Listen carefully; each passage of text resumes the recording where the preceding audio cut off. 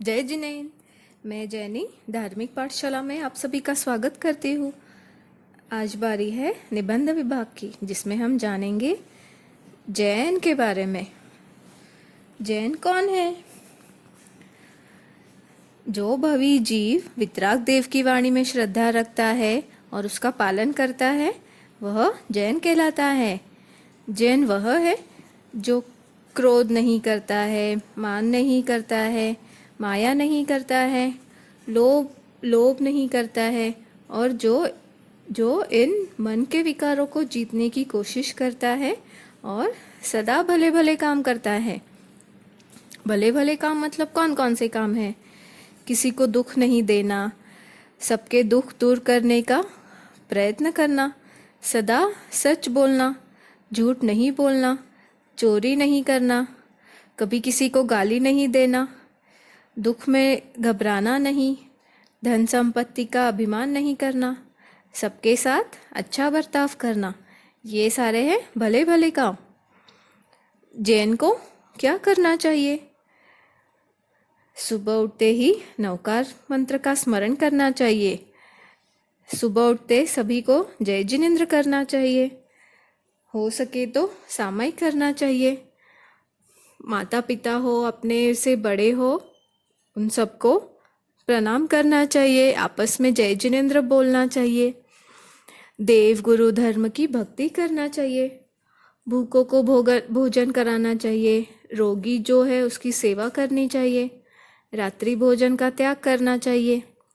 हमेशा सदाचार का पालन करना चाहिए। धार्मिक पुस्तकें, किताबें पढ़ना चाहिए। ये सब चीज़ें जैनियों को करना चाहिए। जैन कितने प्रकार के होते हैं? जैन 3 प्रकार के हैं। जो पहला है श्रद्धा रखने वाले, जो जिन धर्म पर भगवान ने बताए हुए मार्ग पर चलते हैं उन पर श्रद्धा रखते हैं। दूसरा है श्रद्धा के साथ थोड़ा अनुव्रत आदि, चारित्र आदि पालन करने वाले। और तीसरे है श्रद्धा के साथ पूरे 5 महाव्रत पालन करने वाले। ऐसे 3 प्रकार के जैन हैं। धर्म किसे कहते हैं?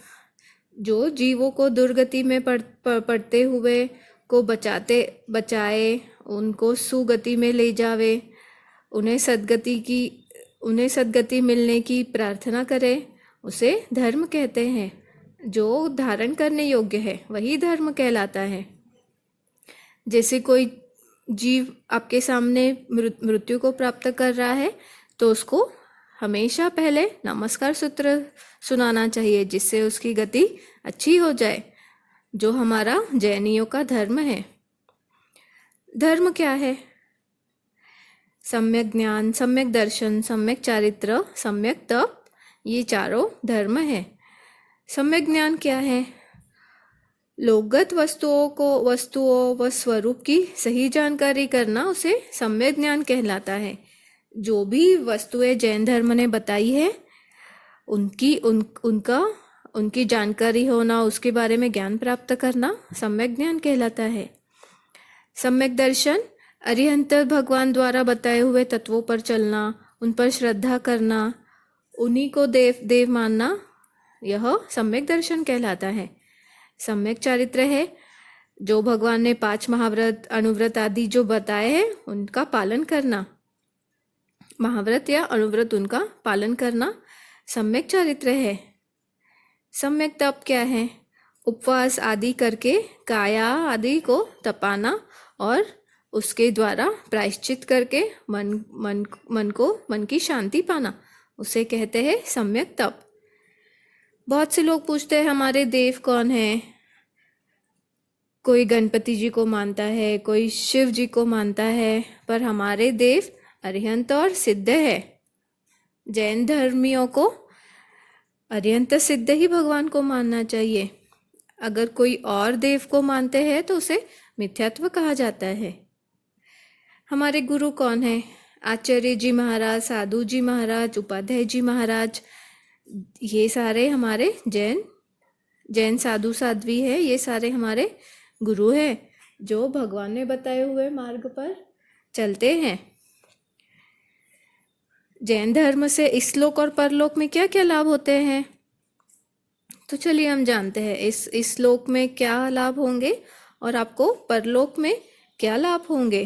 कहते हैं ना, मानव मनुष्य जन्म अनमोल रे, जैन कुल मिलना दुर्लभ है, मनुष्य जन्म जन्म मिलना दुर्लभ है।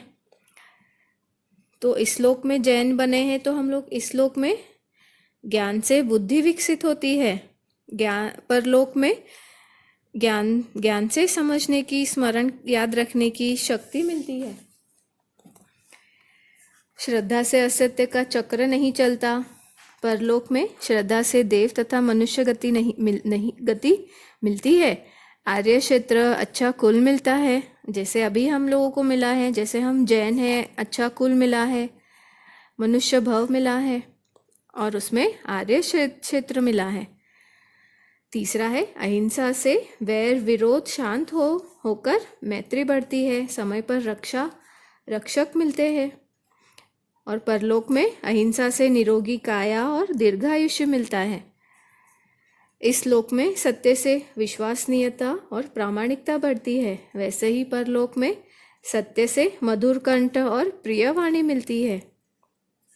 पांचवा है इस श्लोक में आश्चर्य से सब स्थानों में प्रवेश मिल जाता है और परलोक में आचौर्य से चोर का वश नहीं चलता।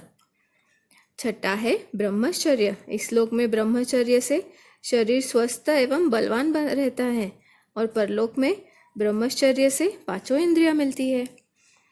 सातवां है अपरिग्रह।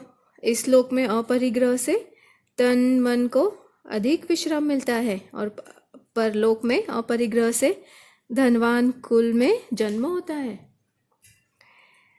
इस श्लोक में तप से रोग नष्ट होते हैं, शरीर निरोगी रहता है और परलोक में तप से किसी भी प्रकार का दुख या फिर शोक नहीं रहता है। जैन धर्म ने ये महत्व बताए हैं इस श्लोक में और परलोक में, तो हमेशा जैन धर्म का पालन करना चाहिए। हमें इतना अच्छा कुल मिला है, इतना अच्छा आर्य क्षेत्र मिला है, तो उसका सदुपयोग करना चाहिए। जैन धर्म से तात्कालिक लाभ क्या होते हैं?